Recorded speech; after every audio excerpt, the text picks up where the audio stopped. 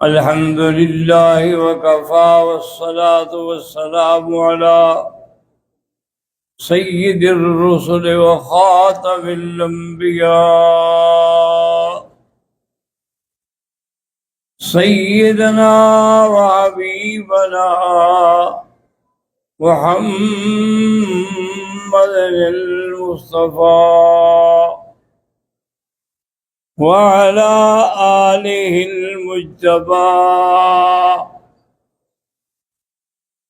اللهم صل على سيدنا محمد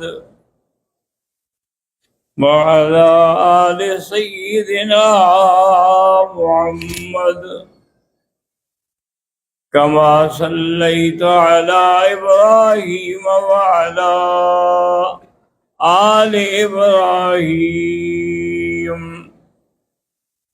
إنك حميد مجيد أما بعد فأعوذ بالله من الشيطان الرجيم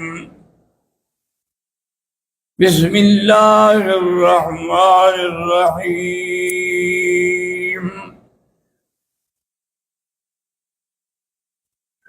إذ قال إبراهيم لأبيه آذر أتتخذ أصناما آلهة قال النبي صلى الله عليه وسلم إنما يكسفان الشمس والقمر آیاتان من آیات اللہ یخوف اللہ بہما عبادہ او کما قال النبی صلی اللہ علیہ وسلم۔ برادران اسلام،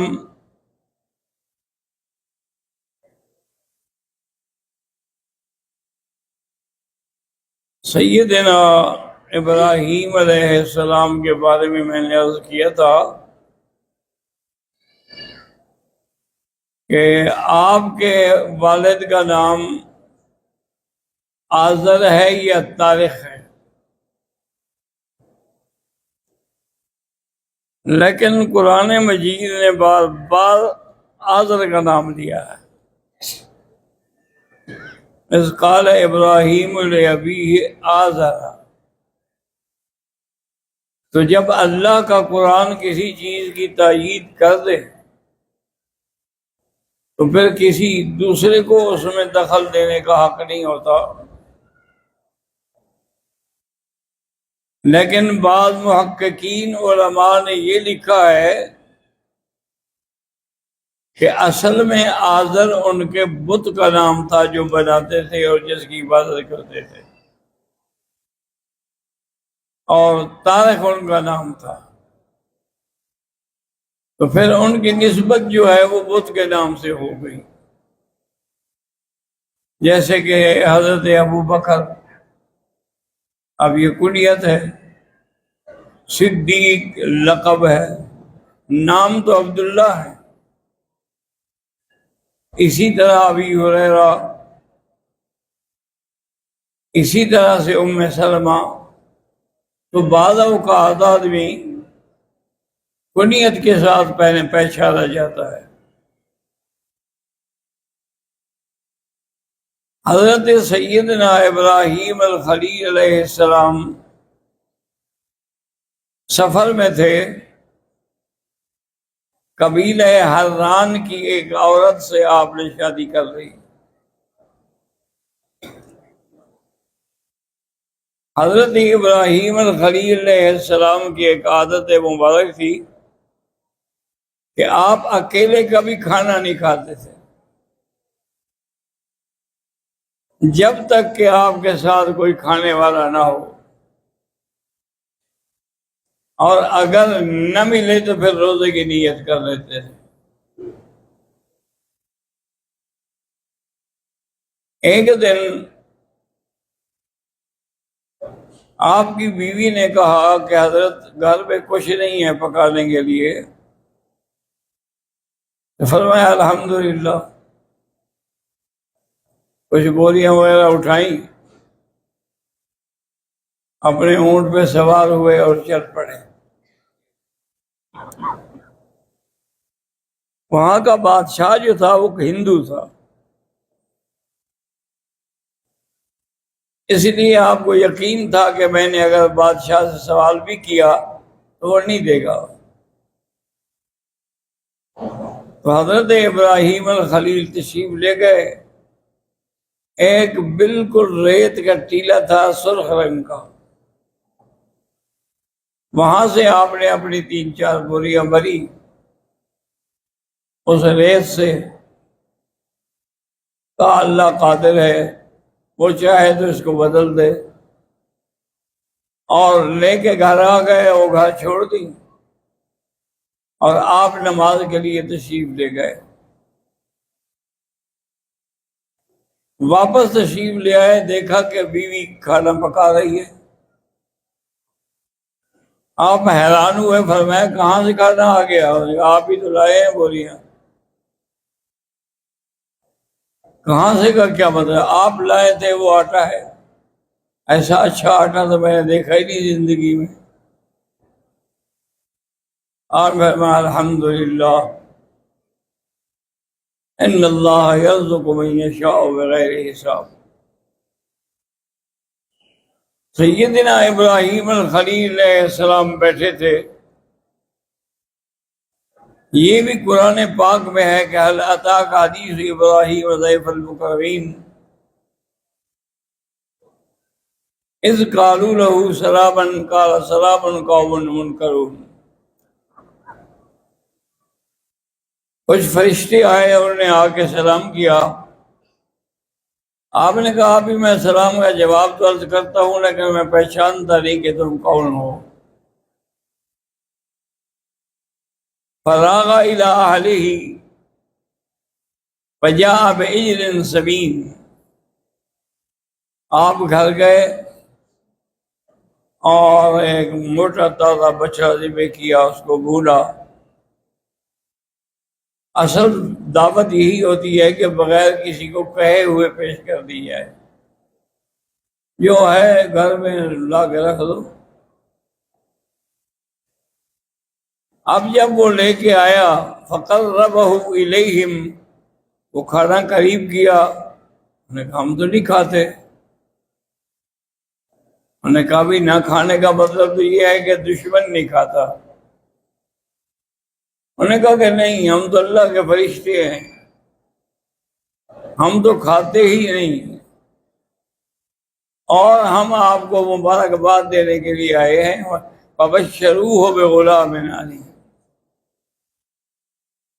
آپ کی بیوی بھی ایک جانب کھڑی تھی، فاقبلت امرأته فی سرۃ فسکت وجہها قالت عجوز حکیم قالوا كذلك قال ربك انه هو العلیم الحکیم۔ سیدہ زوجہ ابراہیم بی بی سارہ، انہوں نے کہا اللہ کے بندے کیسے مبارکباد دیتے ہو؟ میں بوڑھی ہو گئی، میرا خاوند بوڑھا ہو گیا، ہم اس دور سے بھی گزر چکے جہاں اولاد ہوتی ہے۔ انہوں نے کہا یہ تو اللہ کا حکم ہے، اللہ کے آگے کوئی چیز مشکل ہے؟ انہوں نے کہا کہ نہیں۔ تو اللہ تبارک و تعالی نے اپنی شان قدرت سے پھر ان کو اولاد بھی عطا فرمائی۔ سیدنا ابراہیم کا نام اتنا حضور کو محبوب تھا، اس کی وجہ یہ ہے کہ آپ کے دادا تھے، تو آپ نے اپنے بیٹے کا جو بی بی ماریہ قبطیہ کے بطن سے پیدا ہوا تھا نام ابراہیم رکھ دیا۔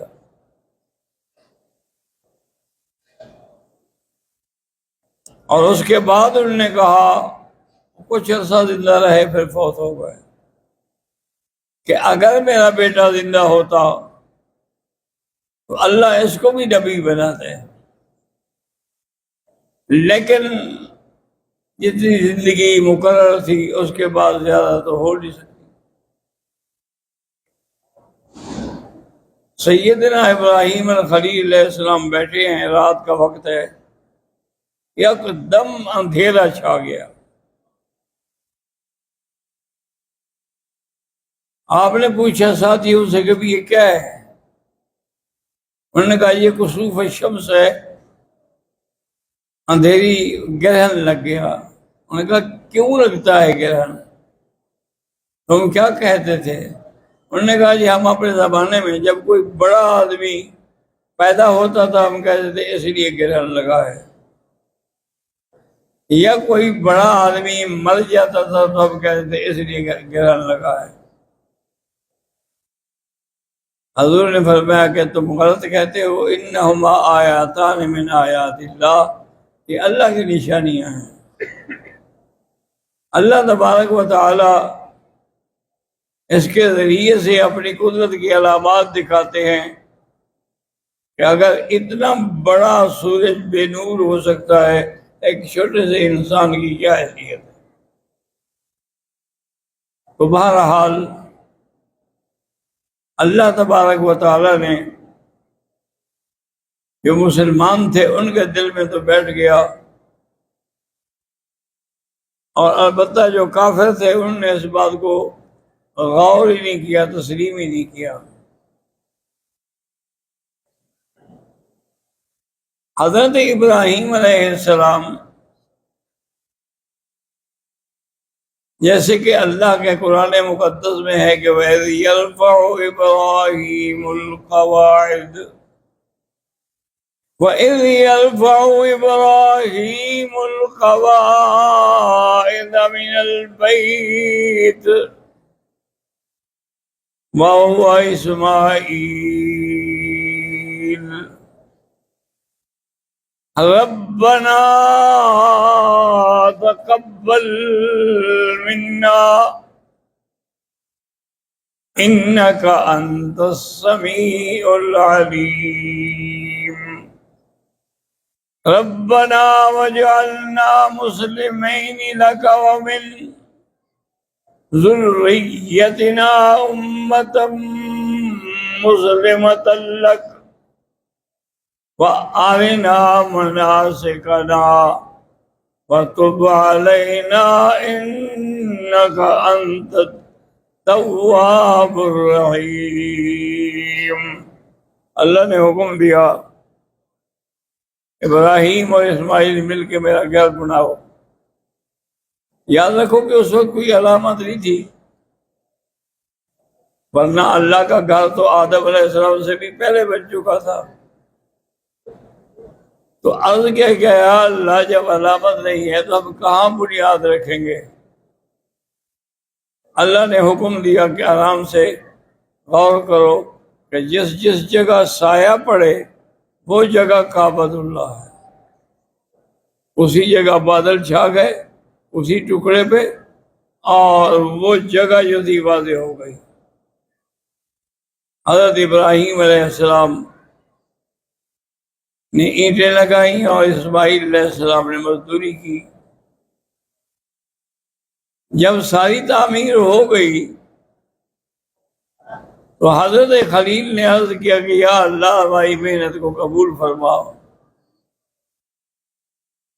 اور ہماری محنت منظور فرماؤ۔